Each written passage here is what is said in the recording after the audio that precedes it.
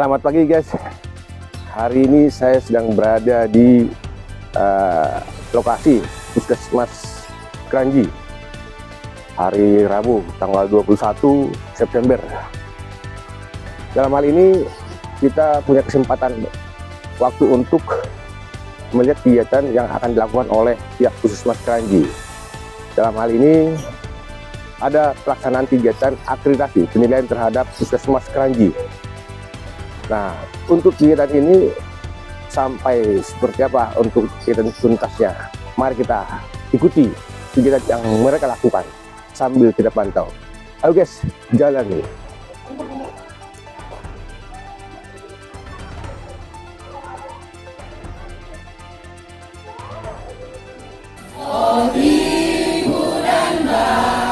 Surveyor kami, selamat datang di Puskesmas Kranji.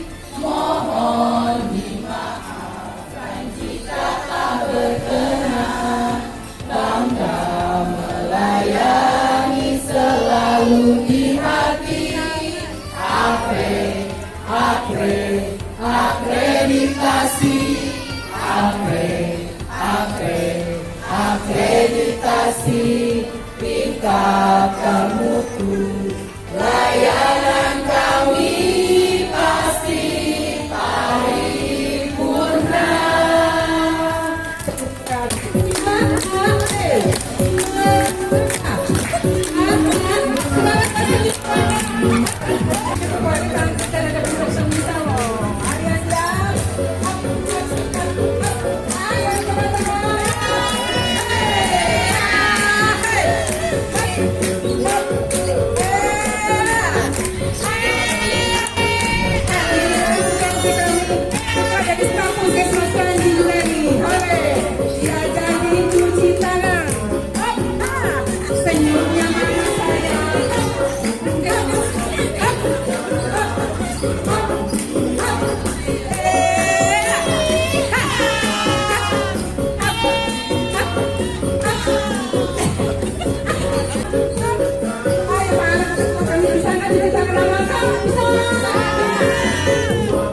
Jangan kalah sama anak-anak TK Pasar Rakyat. Kalau nanti berani nanya tempat nama bisa.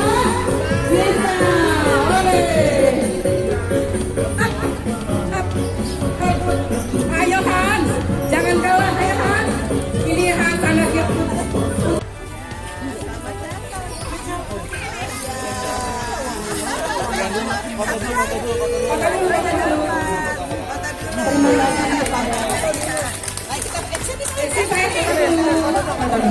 ini putri dari Bazau Padang. TK silakan foto di sana. Semangat pagi, luar biasa. Tetap semangat, Puskesmas Kranji bakti. Siapa kita? Puskesmas Kranji. Puskesmas Kranji bangga melayani selalu di hati.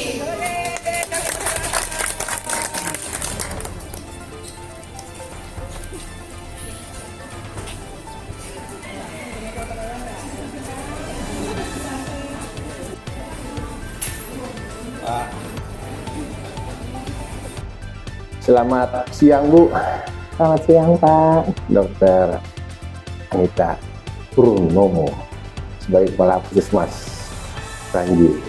Luar biasa cantiknya, semangatnya tidak pernah berhenti untuk membangun kerja dalam peningkatan pelayanan. Alhamdulillah. Bu, hari ini waktunya saya sita Bu ya. Oh, silakan. Untuk menggali informasi terkait program hari ini Bu ya. Hari ini saya dengar ada kegiatan internal ya Bu ya. Betul. Dalam hal ini juga saya lihat banyak yang berdatangan. Bunga. Alhamdulillah. Luar biasa nih. Teman-teman dari lintas sektor ya. Iya. Ya, alhamdulillah. Ada dari Liuman, dari mana? Lintas sektor luar biasa nih. Ini nggak bisa dilihat dari sisi pandangan semata ya, karena saya lihat beliau mengirimkan terang bunga yang luar biasa nih. Bu, intinya saya ingin tahu Bu, penasaran saya kalau belum saya sampaikan ini. Kegiatan hari ini boleh nggak Bu cerita terkait dengan program hari ini, Bu? Saya dengar akreditasi apa sih, Ibu? Iya, Jadi, Bu. baik-baik. Selamat siang ya. Selamat pagi menjelang siang. Assalamualaikum warahmatullahi wabarakatuh. Salam sejahtera, Om Swastiastu, Namo Buddhaya buat kita semua. Jadi hari ini kami Puskesmas Kranji, alhamdulillah mendapat kesempatan untuk melakukan survei ulang akreditasi atau bahasa zaman dulunya adalah reakreditasi, karena kami sudah melaksanakan akreditasi perdana di tahun 5 tahun yang lalu, ya. Dan itu kami mendapatkan predikat Madya, alhamdulillah. Dan tadi yang Bapak bilang ada karangan bunga, ada rekan-rekan lintas sektor, teman-teman dari dinas kesehatan ataupun puskesmas lain, itu sebetulnya adalah bahwa kita semua adalah bersinergi, termasuk Bapak ya, dari media juga, karena kita akan membuat berita baik go viral. Ya, luar biasa ya. Jadi not only bad news is good news katanya. Saya pernah dengar gitu. Maka kita sekarang karena kita pengen yang baik-baik semua, so good news is going viral. Setuju nggak? Setuju ya. Sangat Nah, setuju. apa sih akreditasi? Sebetulnya akreditasi itu adalah kesempatan kita untuk membuktikan. Jadi pelayanan kita kepada masyarakat, baik secara pelayanan internal di dalam gedung, mutu pelayanan dari mulai keselamatan pekerjanya, keselamatan pasiennya, dan pelayanan yang terjadi di dalam gedung ini. Jadi itu namanya usaha kesehatan perorangan dalam gedung. Dan juga ada mutu pelayanan di luar gedung. Contohnya apa? Kita kan ada pos bindu, kita ada posyandu, kita ada posyandu remaja, kita ada pos UKK, unit kesehatan kerja, ya. Lalu kita ada siapa sih jajanan pasar, karena kita kan pasar Kranji ya. Jadi kita punya pos UKK juga. Nah itu semua dinilai oleh siapa? Kalau yang dulu kami pertama oleh dulu masih akreditasi itu oleh Kementerian Kesehatan. Kalau sekarang sudah ada lembaga untuk menilai, begitu. Jadi ini adalah penilaian ulang sebetulnya. Jadi penilaian ulang yang dulu kami sudah perdana, sekarang penilaian ulang. Ada nggak peningkatan atau ada nggak mungkin kalau misalnya dulu jelek jadi baik gitu. Yang tujuannya apa? Pastinya untuk mencapai kesejahteraan atau mencapai kepuasan pelanggan untuk pasien yang sudah hadir. Dan juga untuk mencapai kesejahteraan dan kesehatan, pastinya kesehatan untuk masyarakat Kranji, untuk kita di yang wilayah kerja Puskesmas Kranji ini adalah masyarakat Kranji, iya. Dan tentunya pasien-pasien yang datang ke sini juga kita layani walaupun bukan dari wilayah kerja Kranji. Jadi tujuannya utamanya itu, jadi keselamatan pasien, kepuasan pelanggan, keselamatan pasien, keselamatan pekerja. Begitu juga di lingkungan, jadi menyehatkan. Ada nggak kita dinilai? Ada nggak peningkatan? Misalnya, contoh kalau misalnya di yang sekarang kan kita ada kan lagi stunting gitu ya, maka semua dinilai. Selain kinerja kita dinilai oleh pemerintah, pastinya juga dengan adanya akreditasi ini kita dinilai juga mutu pelayanan kita. Jadi semua itu bernilai, kita dinilai oleh pihak luar, dinilai bagaimana pelayanan kita, mutu pelayanan kita di dalam gedung maupun mutu pelayanan kita di luar gedung. Contoh misalnya untuk pelayanan di dalam gedung, dari pendaftaran saja, berapa lama sih orang di pendaftaran mendapatkan layanan? Atau yang suka lama katanya poli gigi ya. Nah, misalkan untuk Puskesmas Kranji kita ada standarnya, misalnya 30 menit harus sudah terlayani, sudah terlayani pasien tersebut. Nah itu salah satu indikator mutu pelayanan yang pastinya nantinya akan terlihat daripada minat masyarakat untuk datang ke Puskesmas Kranji. Alhamdulillah sekarang rata-rata pasien bukannya artinya teman-teman atau masyarakat jadi sakit ya, kan datang bisa juga hanya konseling, betul. Ya kan? Jadi untuk kunjungan pasien kami, dulu saya pertama kali kepala puskesmas ini rata-rata 30, sekarang sudah 150-an. Wih. Artinya kan kepercayaan Publik, masyarakat, ya public trust-nya, Sangat antusias ya, Bu, ya? public trust-nya ada, terus juga artinya kita memang dibutuhkan oleh lingkungan sekitar. Dan mutu pelayanan juga salah satunya apa? Mungkin peningkatan yang dulunya kami konseling itu hanya dilakukan oleh dokter di meja pemeriksaan umum di BP umum. Sekarang kami punya ruang konseling. Ruang konseling itu apa sih? Ruang konseling itu memang dipakai bergantian. Jadi kita ada konseling gizi karena kita punya ahli gizi 2 orang di sini. Itu dijadwal Senin atau Kamis dan Kamis. Tapi apabila ada pasien yang membutuhkan dan ada konselornya sedang ada atau ahli gizinya sedang ada, kita selalu buka di setiap hari Senin sampai Sabtu. Lalu ada juga konseling untuk kesehatan lingkungan atau penyakit berbasis lingkungan, ya kan kita punya sanitarian. Contoh misalnya, orangnya misalnya diare atau demam berdarah, nah ini kan juga berbasis lingkungan. Terus kita juga ada konseling, nggak cuma itu, kita juga ada konseling penyakit menular seksual, ya. Jadi kita juga membuka itu supaya apa? Supaya pengetahuan tentang penyakit seksual itu ada.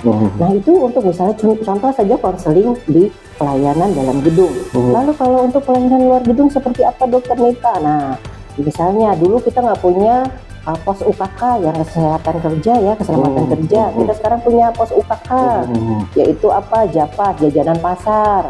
Dulu kita nggak punya posyandu remaja, belum pernah kan?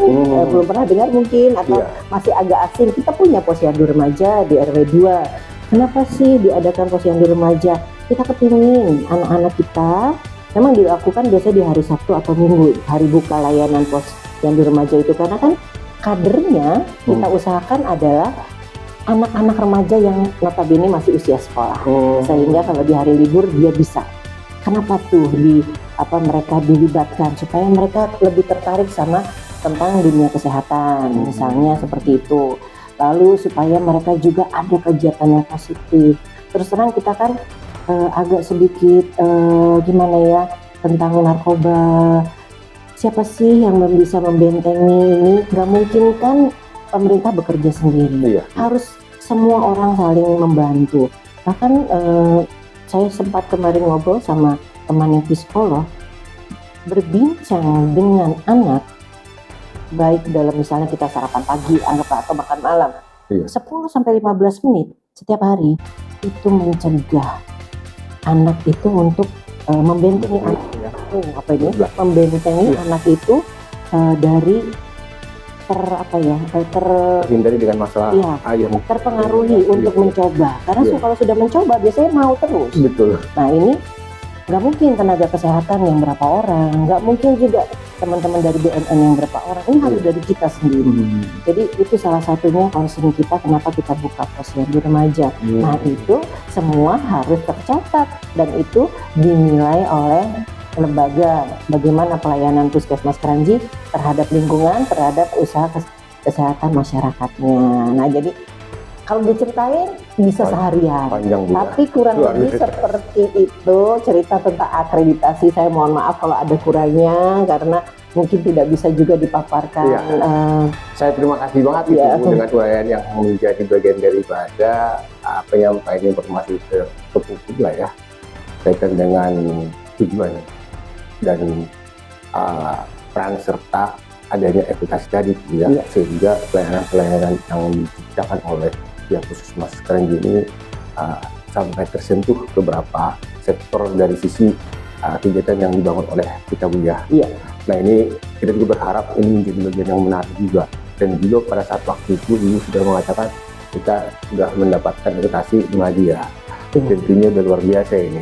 Amin, moga-moga paripurna ya, doakan ya. Nah ini kan kita harapkan ini peningkatannya Bu ya, karena saya lihat urayan dari urayan yang Ibu sampaikan itu menjadi kreativitas dalam hal ini pasien ya. Jadi memang kalau ada masalah kita harus gimana ya cara mengurainya, gimana ya supaya nggak terjadi seperti itu. Jadi ya memang semua harus saling bahu membahu. Tentunya kami di sini ada Puskesmas Kranji, saya sendiri sebagai kepala Puskesmas Kranji ada di wilayah kerja Kranji adalah untuk kita menjembatani untuk meningkatkan mutu kesehatan daripada masyarakat, yaitu. Dan ya pastinya saya nggak bisa kerja sendiri. Betul. Saya mohon bantuan dari semua pihak. Maka tadi Bapak bilang banyak sekali tamunya, Dokter Nita. Ya, itulah gunanya kita kerjasama lintas sektor. Karena saya nggak mungkin kerja sendiri. Saya butuh teman-teman dari sektor lain. Saya butuh pastinya masyarakat untuk mau berubah. Bukan untuk siapa-siapa, untuk diri kita sendiri. Menjaga kesehatan di lingkungan masyarakat. Ya, di lingkungan keluarga dulu. Ya, keluarga juga agak susah juga Bu ya. harus mau dimulai. Ya. Harus mau dimulai. Pertama dari diri sendiri. Saya berarti harus merubah juga pola hidup bersih dan sehat. Saya harus mau terus mempertahankan itu. Kita mengupayakan itu dari pribadi-pribadi.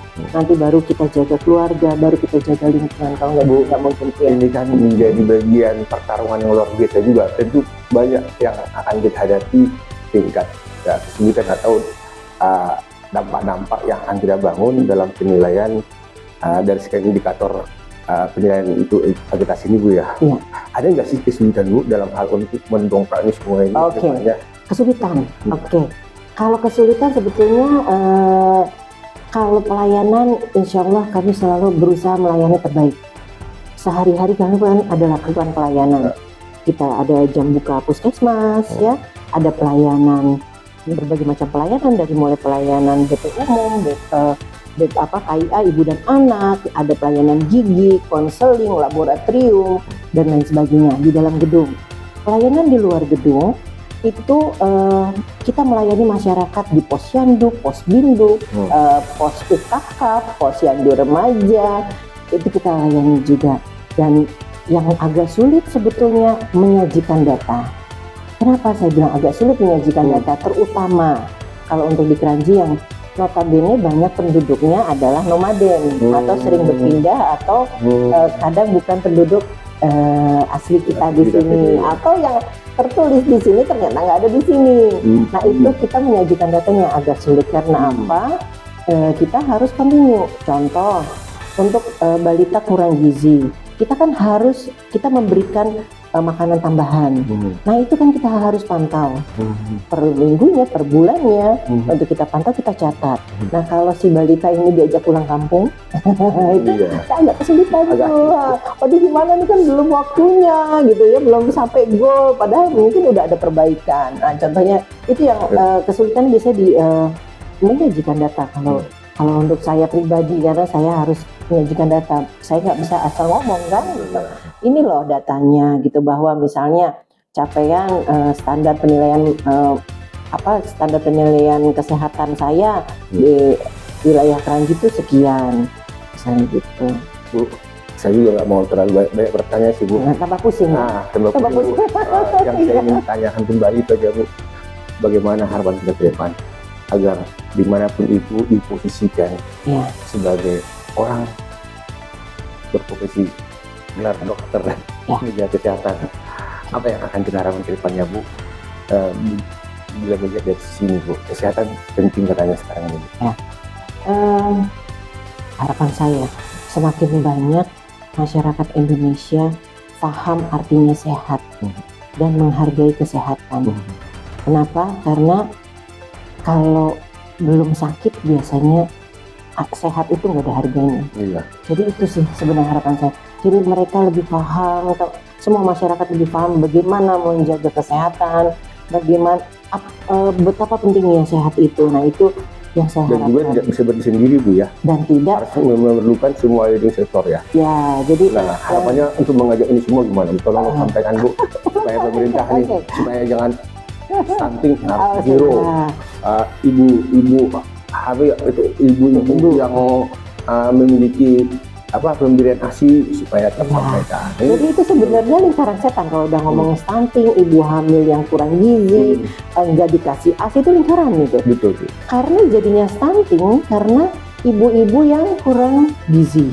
Bahkan kalau ngomong stunting lagi dari mulai si anak remaja haid kurang, jadi panjang, tidak jadi simpulan ini ya. Iya. Nggak apa-apa lah, saya cerita aja sekalian mengajak masyarakat, pemerintah ya, semua lah. mengajak masyarakat Peduli untuk, kesehatan. ya, dari mulai gadis, menstruasi, remaja, kurang darah atau anemia, sehingga sel telurnya tidak terbentuk sempurna. Saat dia memasuki masa menikah, dia harus sebetulnya pemeriksaan calon pengantin ya, supaya dia disiapkan untuk kehamilannya. Saat dia hamil, dia harus memeriksakan kehamilan.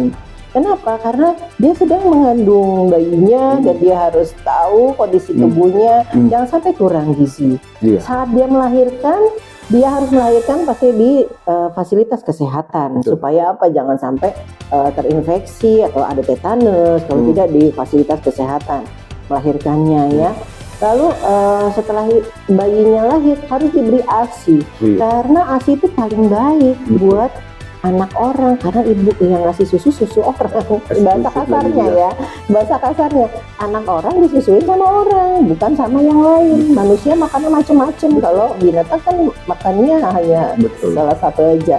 Tapi mungkin kalau ibunya kesulitan atau tidak ada ASINya, mungkin itu ranahnya dokter anak ya. Saya mungkin kurang begitu ini, tapi yang jelas anak orang disusuin orang, udah itu aja.